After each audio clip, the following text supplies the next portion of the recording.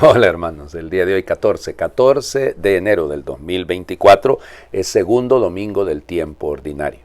No hay primer domingo del tiempo ordinario. Las veces de primer domingo del tiempo ordinario lo debería de hacer, digámoslo así, el día del bautismo del Señor, pero ya saben que este año lo hemos celebrado de hecho el lunes pasado, por aquello de que pues cuarto domingo de Adviento fue 24 de diciembre y fue domingo, y entonces eso generó que el calendario litúrgico se tenga que acomodar de esta manera. Así que no existe un primer domingo del tiempo ordinario, existe el segundo, que es este. Sí ha existido una primera semana del tiempo ordinario, que es la que hemos celebrado hasta el día de ayer sábado. Bueno, ya saben que los domingos trato de dedicarme más a las lecturas para darle pues la posibilidad a que las meditemos bien, siendo 3, ¿no? De todas maneras, la primera lectura ya la meditamos. Esa la hicimos el miércoles pasado, porque estamos leyendo en los años pares, estamos leyendo el primer libro de Samuel, y esta es la vocación de Samuel, así que ya lo leímos, pero no les voy a decir que se remitan a lo que ya les dije el miércoles pasado, sino que lo vamos a analizar ahora en el marco del domingo y en el marco del inicio del tiempo ordinario. Primera Samuel, capítulo 3, versículos del 3 al 10 y luego el versículo 19. En aquellos días el joven Samuel servía en el templo a las órdenes del sacerdote Elí. Una noche, estando Elí acostado en su habitación y Samuel en la suya dentro del santuario, donde se encontraba el arca de Dios, el Señor llamó a Samuel y éste respondió: aquí estoy. Fue corriendo a donde estaba Elí y le dijo: aquí estoy, ¿para qué me llamaste? Respondió Elí: yo no te he llamado, vuelve a acostarte. Samuel se fue a acostar, volvió el Señor a llamarlo y él se levantó, fue a donde estaba Elí y le dijo: aquí estoy, ¿para qué me llamaste? Respondió Elí: no te he llamado, hijo mío, vuelve a acostarte. Aún no conocía Samuel al Señor, pues la palabra del Señor no le había sido revelada. Por tercera vez llamó el Señor a Samuel. Este se levantó, fue a donde estaba Elí y le dijo: aquí estoy, ¿para qué me llamaste? Entonces comprendió Elí que era el Señor quien llamaba al joven, y dijo a Samuel: ve a acostarte, y si te llama alguien, responde: habla, Señor, tu siervo te escucha. Y Samuel se fue a acostar. De nuevo el Señor se presentó y lo llamó como antes: Samuel, Samuel. Este respondió: habla, Señor, tu siervo te escucha. Samuel creció, y el Señor estaba con él, y todo lo que el Señor le decía se cumplía. Palabra de Dios. Te alabamos, Señor. Ya sabemos la historia de Samuel, la hemos escuchado esta semana. Su madre Ana, su papá Elcaná. Ana era estéril, ha ido al templo, a Silo. Todavía no existe el templo de Jerusalén. Va a Silo, ahí en Silo Elí se confunde, piensa que ella está borracha. Ella le explica que no. Pide a Dios que tenga un hijo, tiene un hijo después de su oración, después de haberse desahogado delante del Señor, y pues ahí nace Shamael, es Samuel, Shema, escuchar, Dios escucha, y pues ahí nace Samuel. Es entregado al templo para cumplir con lo que se le había prometido al Señor. Y Elí es el director espiritual, es el que lo va acompañando en este tiempo. Elí tiene varios defectos, y sobre todo lo hemos escuchado esta semana, sus hijitos, ¿no? Pinhas y Hofni, que son un desastre, ya que van a morir allá llevando el arca de la alianza a la pelea en Ebenezer. Bueno, pero Elí tiene también virtudes, y una de las virtudes claves no solo le ayuda a Ana, sino le ayuda a Samuel. Dios llama, sí, llama a un muchachito que está ahí al servicio del Señor. Dios puede llamar en el momento que Él quiere. La llamada no siempre es clara, ¿no? O sea, fíjense, ¿cuántas veces llamó Dios a Samuel? La mayoría dice 3, no, fueron 4.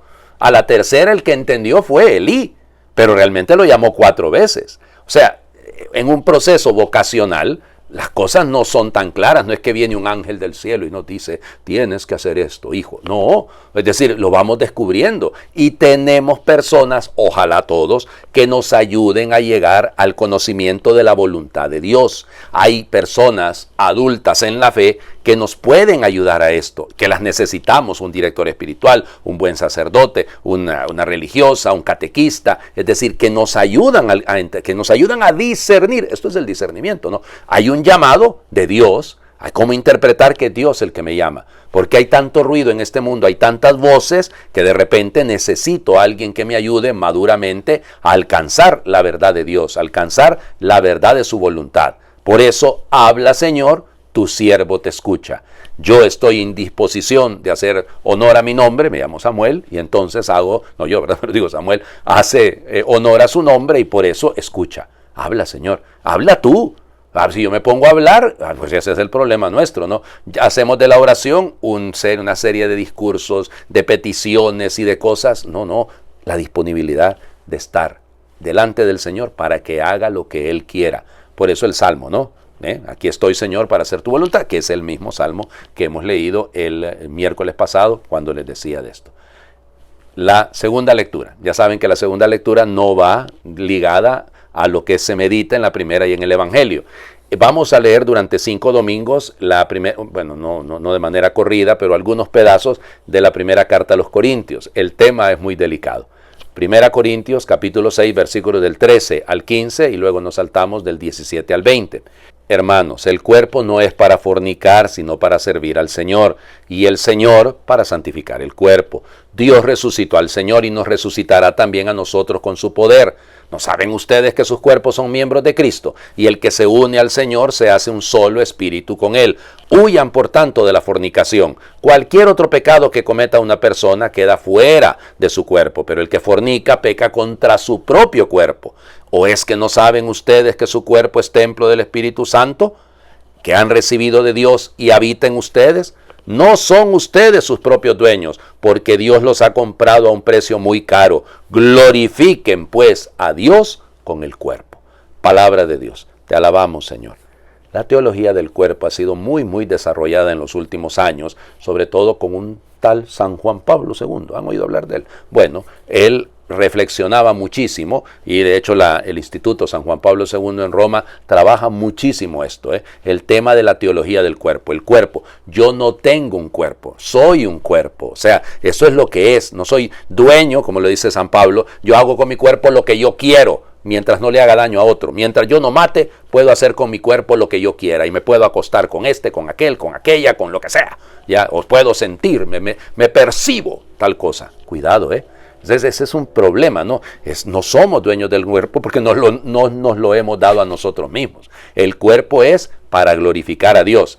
Les digo que es un tema delicado por dos razones. Para Pablo lo fue por el ambiente. Le está escribiendo a los Corintios. Corinto era una ciudad cosmopolita, en donde era un puerto, donde ustedes ya saben, corintizar se decía en griego para irse a meter a un prostíbulo. Eso era el término. Corintizar era ir a un burdel, era irse a meter a un prostíbulo, porque ahí era el libertinaje absoluto. Y por eso Pablo les dice, tengan cuidado. Van a tener que luchar ustedes contra un ambiente en el que el permisivismo, en el que el hedonismo, en el que la idolatría del cuerpo, el darle placer, tu cuerpo Macarena es para eso, es para darle placer. Entonces, piensen en la canción, ¿no? Entonces, ahí viene, alegría y cosa buena, dice así, ¿verdad? Bueno, igual, el tema es este, ¿no? Cuidadito, les dice Pablo, porque entonces hace valer con el cuerpo, vamos a resucitar, el cuerpo es templo del Espíritu Santo, somos miembros del cuerpo de Cristo. Así que por lo tanto no podemos hacer de nuestro cuerpo sencillamente un cúmulo de sensaciones, perdiendo de vista el sentido y el valor de lo que es el cuerpo. El cuerpo es templo del Espíritu Santo. Claro, Padre, y entonces negamos el placer. No, porque en la teología del cuerpo el placer acompaña la dignidad del cuerpo. Pero cuando yo me vendo fácilmente, cuando yo hago caer mi cuerpo sencillamente como un lugar de placer únicamente y sin regla moral, un placer sin compromiso, un placer sin amor, entonces ya estoy denigrando el valor del cuerpo. Pablo apunta a eso, les decía, el riesgo, hablar de esto hoy en día, ¿no? Porque imagínense ustedes lo que estamos viviendo. Ya les digo, mal leyendo cuánto he hablado de esto yo, Dios mío, de la fiducia supplicans del Papa, del Papa no, porque es del Dicasterio para la Congregación de la Fe, pero igual, olvídense todo lo que se ha dicho, todo lo que es que la Iglesia ahora, que el Papa ha permitido. No, hombre, sí que en ningún momento estamos diciendo que las prácticas homosexuales o las prácticas del tipo que sea, o las prácticas fuera del matrimonio es correcta, y la vamos a bendecir esa práctica. Nadie está haciendo eso, nadie. Porque al contrario, se invita al ideal que es el matrimonio. Se invita al ideal que es la consagración de la persona a Dios. Bueno, por el tiempo, vamos al Evangelio, que el Evangelio es bellísimo. También ya lo leímos, pero la semana antepasada, antes de Epifanía, hemos leído este texto. Juan, capítulo 1, versículos del 35 al 42. En aquel tiempo estaba Juan el Bautista con 2 de sus discípulos y fijando los ojos en Jesús que pasaba, dijo, este es el Cordero de Dios. Los 2 discípulos, al oír estas palabras, siguieron a Jesús. Él se volvió hacia ellos y viendo que lo seguían les preguntó, ¿qué buscan? Ellos le contestaron, Rabí, ¿dónde vives? Rabí significa maestro. Él le dijo, vengan y lo verán. Fueron, pues, vieron dónde vivía y se quedaron con él ese día. Eran como las 4 de la tarde. Andrés, hermano de Simón Pedro, era uno de los 2 que oyeron lo que Juan el Bautista decía y siguieron a Jesús. El primero a quien encontró Andrés fue a su hermano Simón y le dijo, hemos encontrado al Mesías, que quiere decir el ungido. Lo llevó a donde estaba Jesús y fijando en él la mirada, le dijo, tú eres Simón, hijo de Juan, tú te llamarás Kefas, que significa Pedro, es decir, roca. Palabra del Señor. Gloria a ti, Señor Jesús. Muy bien, primer punto. Recuerden que este año, el ciclo B, vamos a leer a Marcos. Padre, pero usted acaba de leer a Juan. Sí, solo hoy. Ya el próximo domingo empezamos a leer a Marcos. Y de hecho, es que como Marcos es tan pequeñito, ¿no? Solo son 16 capítulos, el 14, el 15 y el 16. Lo leemos durante la Cuaresma, la Semana Santa y la Pascua, entonces solo quedan 13 capítulos. Hay que recurrir, la ayuda es el Evangelio de Juan. De hecho, fíjense, el 28 de julio, el último domingo de julio de este año, vamos a leer el Evangelio de Juan, el capítulo 6, hasta el final del mes de agosto. El primer domingo de septiembre ya volveremos a Marcos, pero siempre es así, todos los ciclos B es así. Entonces, fíjense, qué bello. De todas maneras nos queda aquello que ya hemos escuchado recientemente. Volvemos a Juan el Bautista. Aquí Juan el Bautista es como Elí, que es capaz de enseñarle a Samuel dónde está, cuál es la indicación para llamémosle, para la resolución del discernimiento vocacional. Entonces, Juan está con 2 de sus discípulos, está parado, eso es lo que dice el griego, están ahí parados cuando mira pasar a Jesús. ¿Ok? Y eso es una mirada interesante, embelezos se dice en griego, ese verbo es fijar la mirada. De ahí viene la palabra embelezarse. Usted se embeleza viendo un precioso atardecer, digamos, una playa hermosa, es decir, un rostro bello, el de un niño precioso, una niña preciosa, claro, el de su esposa, espero que se embelecen los esposos, digo, vamos, y viceversa, ¿no? Digo, es esto, es embelezar, embelezos, es quedarse con la mirada fija. Y vuelve a repetir lo que ya había dicho. Porque Juan ya lo había dicho, 5 versículos más arriba, ha dicho, este es el Cordero de Dios, el que quita el pecado del mundo, va a decir aquí. Aquí solo dice, este es. Fíjense, la palabra que se utiliza, lo señala, identidad. De ahí viene la palabra, identidad, identificar, de ahí viene, es el del griego. Entonces lo identifica, este es el Cordero de Dios. Porque toda la teología juánica va hacia allá. Jesús es el Cordero de Dios. Acuérdense que en Juan, Él muere el viernes en el momento en el que se está sacrificando en el templo de Jerusalén al Cordero, sobre el cual recaen los pecados del pueblo. Entonces, por eso la identificación. Juan lo identifica, la teología juánica lo hace ver. Entonces, aquellos 2 discípulos se ponen en camino, se mueven. Ese verbo lo vamos a escuchar muchísimo en el Evangelio de Juan y de hecho en los Evangelios. Akoloutein, es decir, seguir, el seguimiento. El discípulo sigue al maestro, lo sigue, dejó de estar estático, se puso en movimiento. Cuando Jesús percibe que vienen, se voltea, ¿no? Conversión, metano ya casi, ¿no? Se voltea y los mira y les dice, ¿qué buscan? Esa es la pregunta del millón, esa es la pregunta clave, ¿qué es lo que andamos buscando?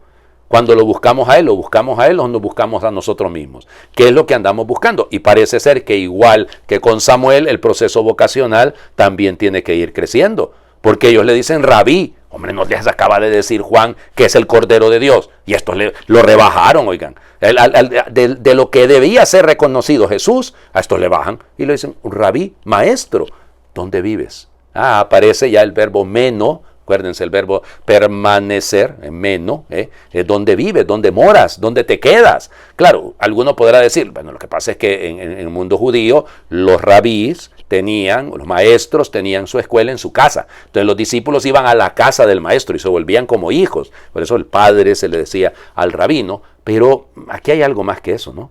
Porque Jesús la respuesta que les da es vengan y lo verán. Claro, ya es ir y hacer la experiencia. La vida cristiana es eso, no es un conocimiento. No, aquí les dejo el manual, aquí les dejo el catecismo, muchachos, ahí está todo. No.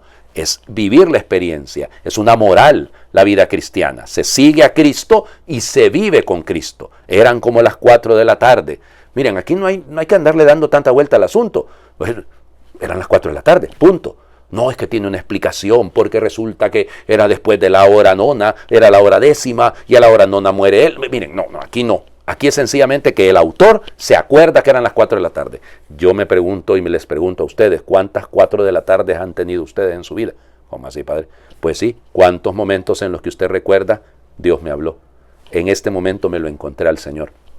Es importante tener muchísimas 4 de la tarde, muchísimas. La primera, la más importante, pero qué bonito tener el recuento histórico de las veces que yo he estado junto al Señor. Andrés era uno de los discípulos de Juan que siguió a Jesús.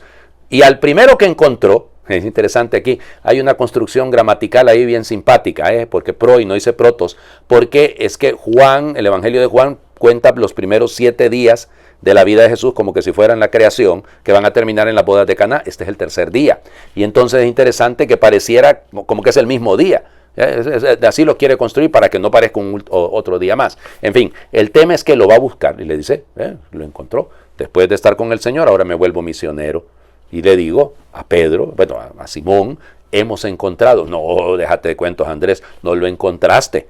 Te lo señalaron, te lo indicaron. Solo que él cumple la tarea y lleva a Pedro, lleva a Simón a donde Jesús. Y termina, fíjense el ciclo.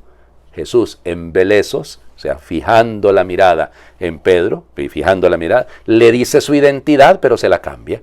Y le dice, tú eres Simón, hijo de Juan. Ahí estaba tu historia, hasta ahora. Pero de aquí en adelante te la cambio yo. Porque cuando te encuentras conmigo, dice el Señor, tu vida cambia. Tu vida cambia totalmente. Te cambio la identidad. Te llamarás Kefa, es decir, piedra. Y lo explica todavía Juan.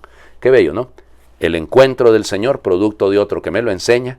Yo que dejo mi vida estática, mi estabilidad, para ponerme en camino, para hacer la experiencia del Señor y para luego volverme misionero. Y para que el Señor haga la tarea que siempre hace, que ocurre cada vez que me lo encuentro. Me cambia la identidad. Les invito a hacer oración. Gracias porque me hablas discretamente, en voz baja, porque tienes paciencia y no impones, sino que sugieres, inspiras, porque tu voluntad no es someterme a tus dictados, sino ayudarme a crecer en el amor. Por eso tengo que aprender a callar, rebajar el griterío de mis pasiones, egoísmos, obsesiones, que ahogan tu voz serena, discreta, real. Tú hablas en mi interior y hablas en la realidad de las cosas tal como son. Si solamente te busco dentro de mí, caeré en un intimismo engañoso. Si solo te busco fuera, te confundiré con cualquier ideología.